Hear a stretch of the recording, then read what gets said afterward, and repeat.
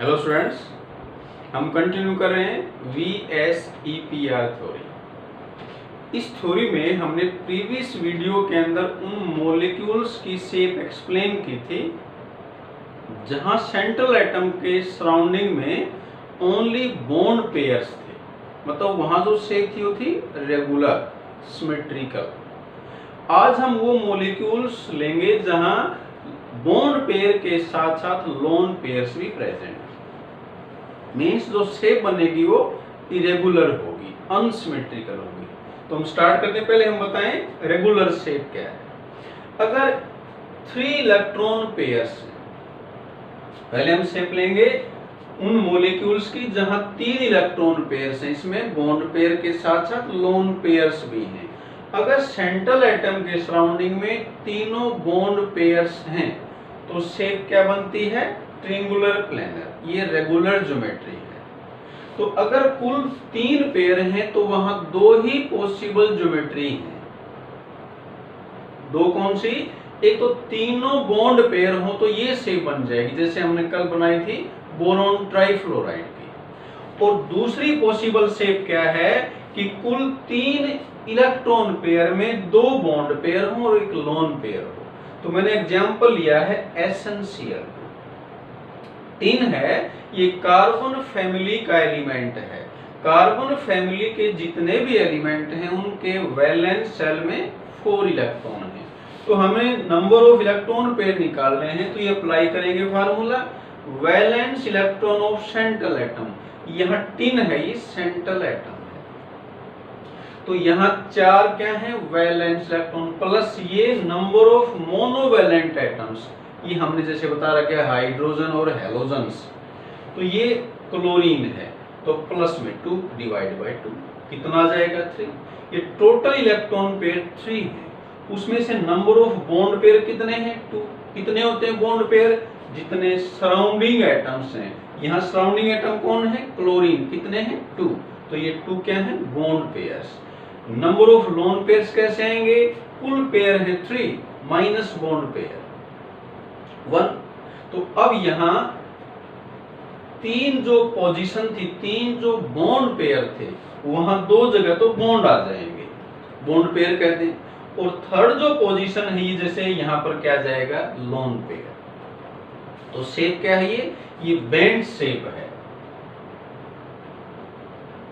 तो अगर कुल 3 पेयर हैं तो हमें क्लियर रहेगा कि 2 ही ज्योमेट्री बनेंगी। तीनों बॉन्ड पेयर हैं तो ट्रायंगुलर प्लेनर, और एक लोन पेयर है 2 बॉन्ड पेयर के साथ तो फिर बेंड। ऐसा ही एग्जांपल एक और है SO2।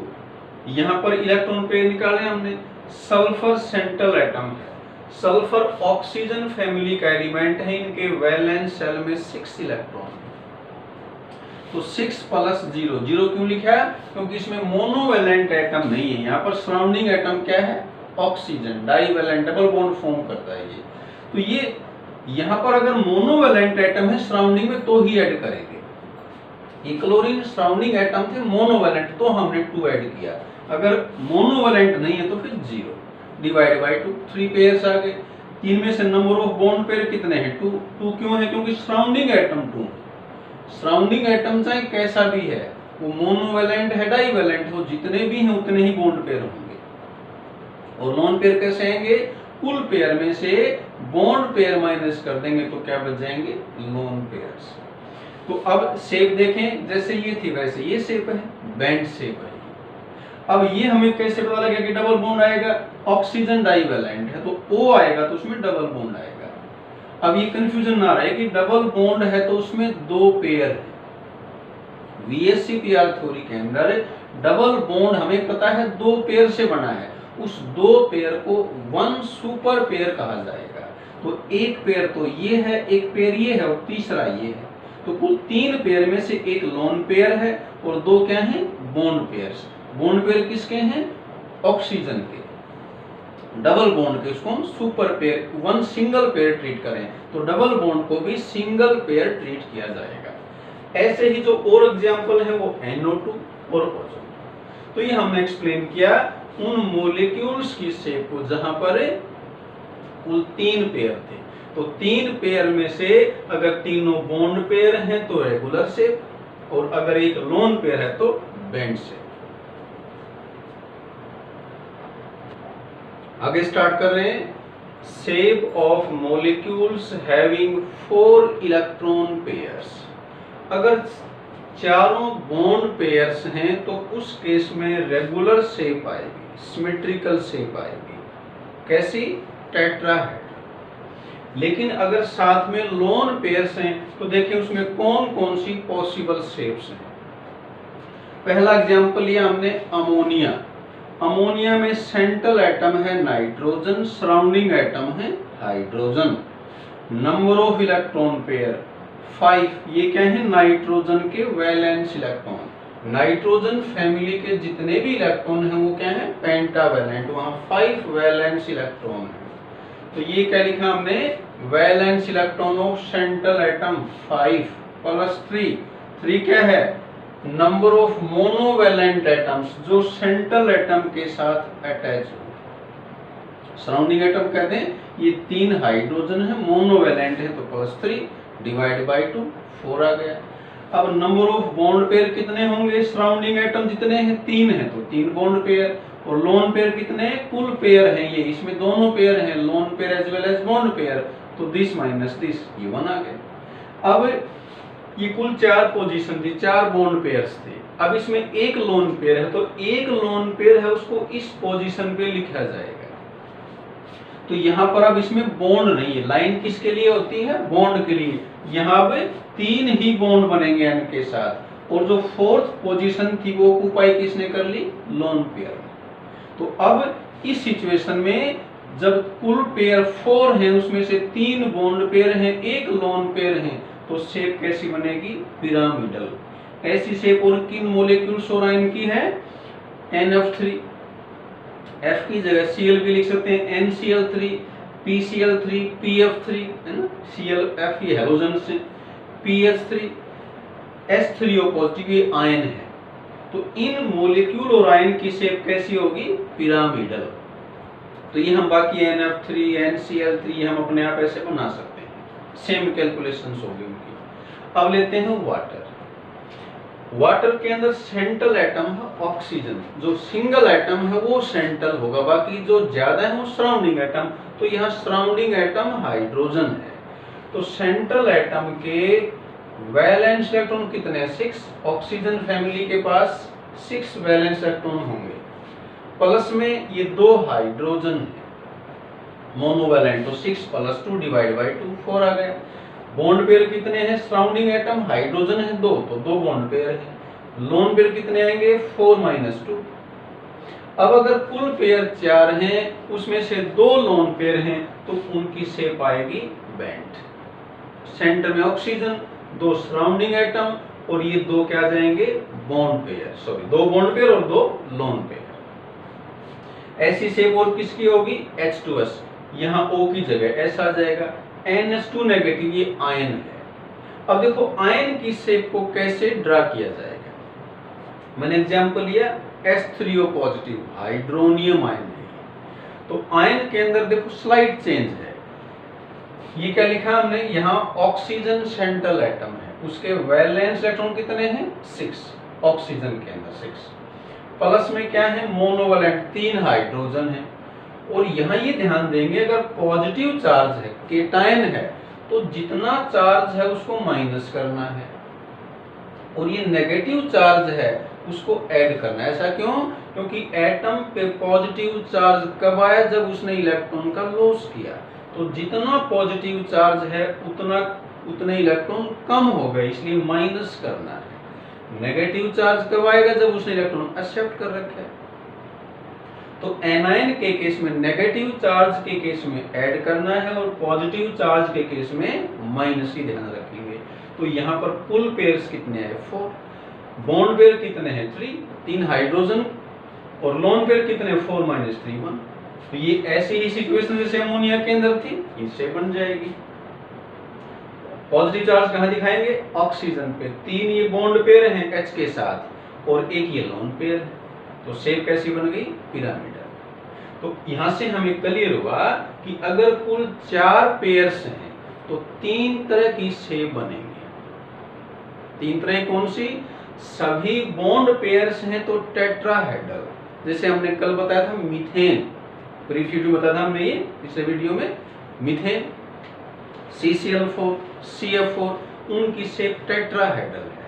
अगर 4 में से 3 बॉन्ड पेयर हैं, एक लोन पेयर है तो शेप बनेगी पिरामिडल, और 4 पेयर में 2 बॉन्ड पेयर हैं, 2 लोन पेयर, तो शेप क्या बनेगी?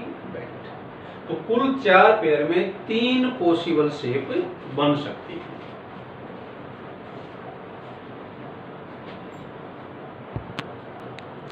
आगे स्टार्ट कर रहे हैं। शेप ऑफ मोलिक्यूल्स या आयंस हैविंग 5 इलेक्ट्रॉन पेयर्स। अगर 5 बॉन्ड पेयर हैं तो उस केस में रेगुलर शेप बनेगी, जो हमने ड्रा कर रखी है। क्या शेप होती है ये? Trigonal bipyramidal. इसमें हमने इन सराउंडिंग एटम्स को A B C D E से डिनोट कर दिया। यहाँ A B C ये 3 एक जैसे एटम हैं, एक जैसे बॉन्ड्स हैं, इनका नाम है इक्विटोरियल बॉन्ड्स, ये सभी एक ही प्लेन में हैं। और D और E हैं, ये इनके परपेंडिकुलर हैं, इनको बोलते हैं एक्सियल बॉन्ड्स। तो अब जो लोन पेयर्स हैं वो किन पोजीशंस को ऑक्यूपाई करेंगे, इसको समझें। यहाँ ये जो ABC है ये एक प्लेन में है, तो इनके बीच में जैसे BC के बीच में, AC के बीच में, AB के बीच में जो बॉन्ड एंगल है वो 120 डिग्री का है। ये सारे एक प्लेन में इस तरीके से, जैसे मान लो यहाँ पर A है, ये E यह मान लिया हमने, तो ये B है, ये C है, और यहाँ पर क्या है? A। ये सारे एक ही प्लेन में है। D है वो इस तरह से अबोव द प्लेन है, और E है वो बिलो द प्लेन। तो अब इनमें जो रिपल्सन है उसको हम कंसीडर करें, कंपेयर करें। लोन पेयर कहां पर आएगा? जहां वो मिनिमम रिपल्सन फील करेगा। तो हम इक्विटोरियल और एक्सियल बॉन्ड्स के, एक्सियल पेयर के बीच में रिपल्सन कंपेयर करते हैं। कहां रिपल्सन कम है?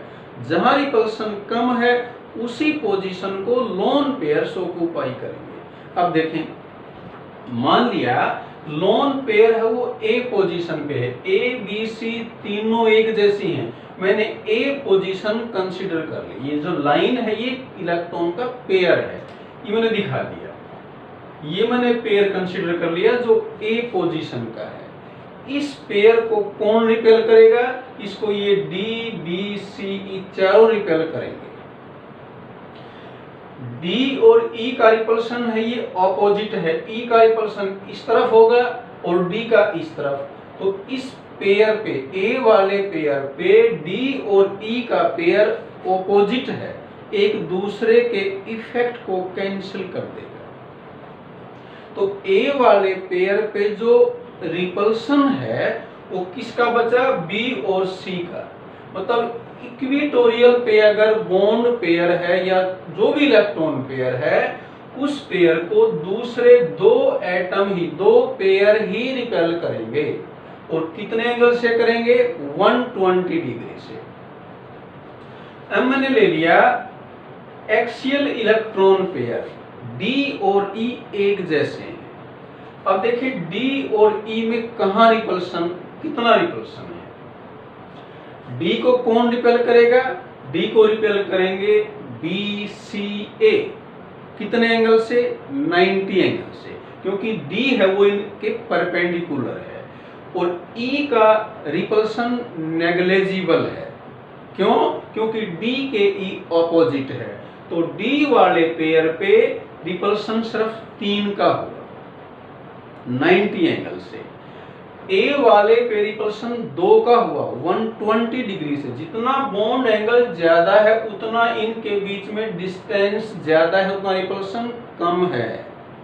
तो हमें क्लियर है कि जो इलेक्ट्रॉन पेयर इक्विटोरियल पोजीशन पे है वो कम रिपल्सन फील करेगा। कम फील क्यों करेगा? क्योंकि इक्विटोरियल वाले बॉन्ड पेयर को 2 ही बॉन्ड पेयर रिपेल करेंगे, 120 डिग्री से, मतलब डिस्टेंस ज्यादा होगी।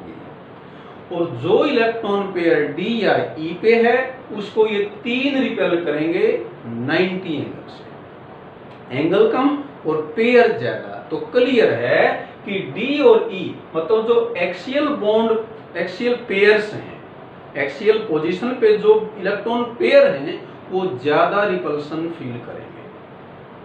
तो लोन पेयर फिर कहां रखेंगे? इक्विटोरियल पोजीशंस पे। और कितने पेयर हैं कैसे रखेंगे? अगर ए लिखा नंबर ऑफ लोन पेयर एक है, अगर मॉलिक्यूल के अंदर या आयन के अंदर एक लोन पेयर है तो उसको ए पोजीशन पे रखना है। 2 पेयर हैं तो उनको बी और सी पे रखना है, और 3 लोन पेयर हैं तो फिर ए बी सी तीनों पे आ जाएंगे। तो कुल कितनी शेप बनेगी? 4 शेप। कौन सी? 5 बॉन्ड पेयर हैं, कोई लोन पेयर नहीं है, तो ये शेप बनेगी ट्रिगोनल बाई पिरामिडल, जैसे हमने PCl 5 की बना के दिखाई थी प्रीवियस वीडियो में। नेक्स्ट कौन सी बनेगी? एक लोन पेयर हो, 4 बॉन्ड पेयर हो। नेक्स्ट 2 लोन पेयर हो, 3 बॉन्ड पेयर हो। और उसके बाद कौन सी बनेगी? 3 लोन पेयर और 2 बॉन्ड पेयर। तो कुल 4 ज्योमेट्री हैं। ये एक हमने कल बना के दिखाई थी जहां 5 बॉन्ड पेयर थे, बाकी ये बनाते हैं। एग्जाम्पल लिया हमने SF4। पहले क्या निकालने हैं? Electron pair. कैसे निकाले? सल्फर सेंट्रल एटम है, 6 वैलेंस इलेक्ट्रॉन है, प्लस में 4 क्या है? मोनोवैलेंट एटम, ये F डिवाइड बाई 2 5 आएगा। नंबर ऑफ बॉन्ड पेयर कितने होंगे? सराउंडिंग एटम के बराबर 4 F है तो 4 बॉन्ड पेयर है। और लोन पेयर कितने होंगे? 5 minus 4, total electron pair minus bond pair, ये 1 आ गया। अब देखें एक इलेक्ट्रॉन लोन पेयर है तो कहां रखना उसको हमने? ए पोजीशन पे। तो देखें अब ई की जगह क्या आ जाएगा? सेंट्रल एटम S सल्फर, और बाकी डी बी सी बाकी सब की जगह क्या आ जाएंगे? सराउंडिंग एटम F लिख दिए, बाकी चारों पोजीशन पे F। और ये जो पोजीशन थी A, इस पे क्या लिख दिया? Lone pair. तो अगर एक लोन पेयर तो उसको हमने कहां रखना है? A वाली पोजीशन। अब ये शेप क्या बनी? सीसा। ये झूला होता है बच्चों में झूलने का, जिसमें इस तरह से ये एंगल होती है, उस पे कैसे फटा रखा होता है, तो ये उस जैसी शेप है। क्या बोलते हैं इसको? सीसा। नेक्स्ट शेप है, एग्जांपल है ClF3। यहाँ पर सेंट्रल एटम है क्लोरीन, 7 वैलेंस इलेक्ट्रॉन है, प्लस में 3 F मोनोवैलेंट है, डिवाइड बाई 2 5। ये क्या निकाल लिए? Electron pair. सराउंडिंग एटम कितने हैं? 3 F, 3 बॉन्ड पेयर हैं। लोन पेयर कितने हैं? 5 माइनस 3 2। 2 लोन पेयर हैं तो कहां रखेंगे? B और C पे। और A D E पे क्या आ जाएंगे? Bond pairs. किसके होंगे बॉन्ड पेयर? सराउंडिंग एटम के। सराउंडिंग एटम कौन है? F। तो सेंटर में क्लोरीन, ये तीनों जगह F आ गए, और 2 जगह, 2 कौन सी? B और C। ये B और C यहाँ पर क्या आ गए? Lone pairs. तो ये शेप कैसी है? ये इंग्लिश का अल्फाबेट है T शेप है। तो एक अगर एटम सेंटर में हैलोजन, 3 सराउंडिंग में है, तो उन सब की शेप कैसी होगी? T shape. जैसे Cl की जगह मान लो I होता है। ऐसे एग्जाम्पल कौन से हो सकते हैं? IF3। सेंटर में ब्रोमीन है, BrF3। तो ये सारे मॉलिक्यूल एक जैसे हैं। फ्लोरीन, क्लोरीन, ब्रोमीन, आयोडीन, ये सभी हैलोजन्स हैं। एक हैलोजन सेंटर में है और 3 सराउंडिंग में है, तो चाहे ये है, इन सब की ऐसी ही शेप होगी। इसी तरीके से एक्सप्लेन किया जा सकता है। नेक्स्ट आता है जीनोन डाइफ्लोराइड। इसमें इलेक्ट्रॉन पेयर निकाले हमने, सेंटर में है जीनोन, नोबल गैस है ये। नोबल गैस के वैलेंस शेल में कितने इलेक्ट्रॉन? 8, प्लस में 2 क्या? F monovalent atom, divide by 2 5। Bond pair कितने? सराउंडिंग एटम की F 2 है तो 2 बॉन्ड पेयर। लोन पेयर कितने? 3, 5 माइनस 2। अब 3 लोन पेयर है तो कहां रखना हमने? A B C, तीनों इक्विटोरियल पोजीशंस पे आ जाएंगे। तो अब देखें सेंटर में क्या लिखा है? जीनोन। और D और E पे क्या आ जाएंगे? बॉन्ड पेयर्स, क्योंकि 2 बॉन्ड पेयर हैं। बॉन्ड पेयर किसके हैं? F के, तो ये F लिख दिए, और बाकी 3 जगह लोन पेयर्स। अब देखें सारे एटम एक लाइन में हैं, तो शेप क्या बन गई, लीनियर।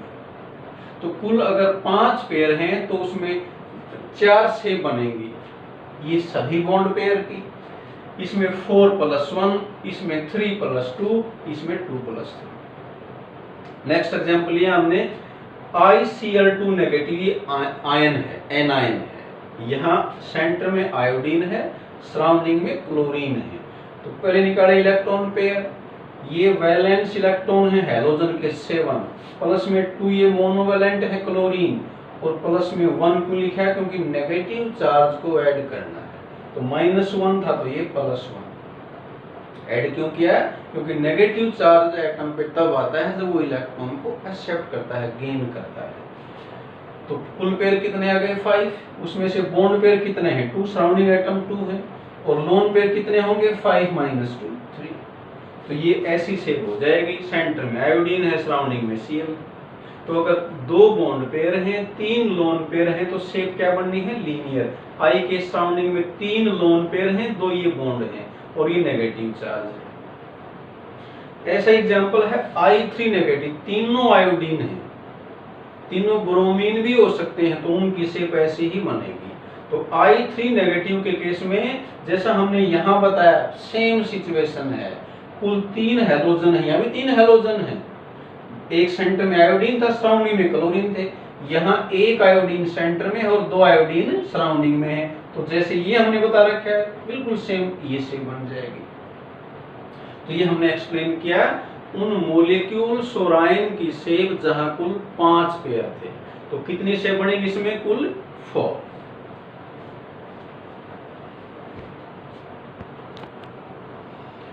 सिक्स पेयर्स और 7 पेयर की शेप नेक्स्ट वीडियो में बताएंगे।